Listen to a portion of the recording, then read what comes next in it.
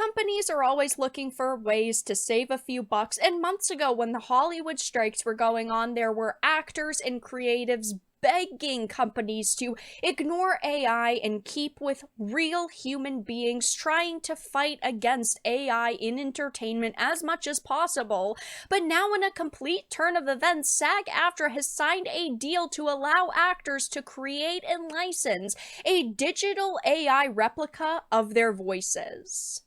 I have a few things to show off, but before we get into the topic, if you enjoy the content I create, check out the links in the description, follow me on social media, and consider supporting through Patreon or via YouTube memberships. Now, this actually is coming in primarily for video games right now, but that does not mean it is going to, not be used for other things. This is a discussing films tweet. It says SAG-AFTRA has signed a deal with Replica to allow actors to create and license a digital AI replica of their voice for video games and other media, and licensed voices can be used in various projects from pre-production to final release. Now, these people fought for months against AI. They went on strike to partially not have this happen. Obviously, they wanted to be paid more, be paid what they deemed fairly, but a major part of that was fighting against AI, and now they're signing a pro AI contract. I mean, this is completely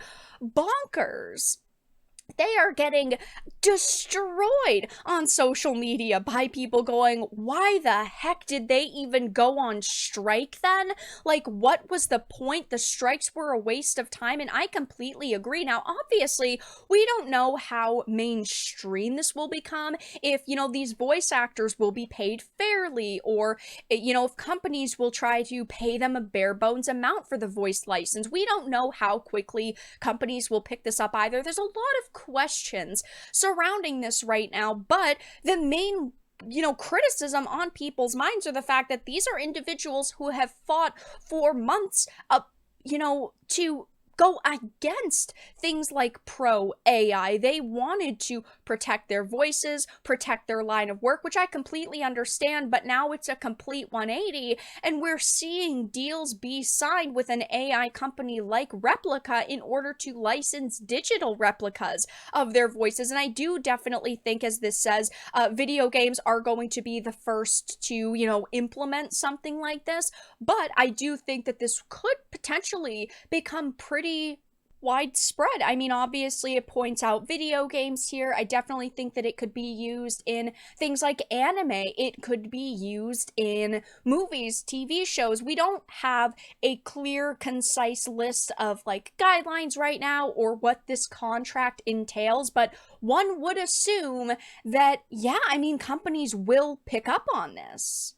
As I talk about when it comes to localizers and translators and, voice actors, I always want a human being to do high quality work. I would rather a human being be paid versus a company using AI, but at the same time, I think that AI is okay when it is used as a tool and not a complete replacement. There's a lot of questions we have right now, whether these actors will be paid fairly for their voice license, how this is going to be implemented, if in 5 years, voice actors won't really be a thing anymore because everyone will just have their one license and they're going to be selling their license to companies. We don't know at this point in time, but it is hilarious to see this giant turn of events and for them to get absolutely obliterated by people on social media over it.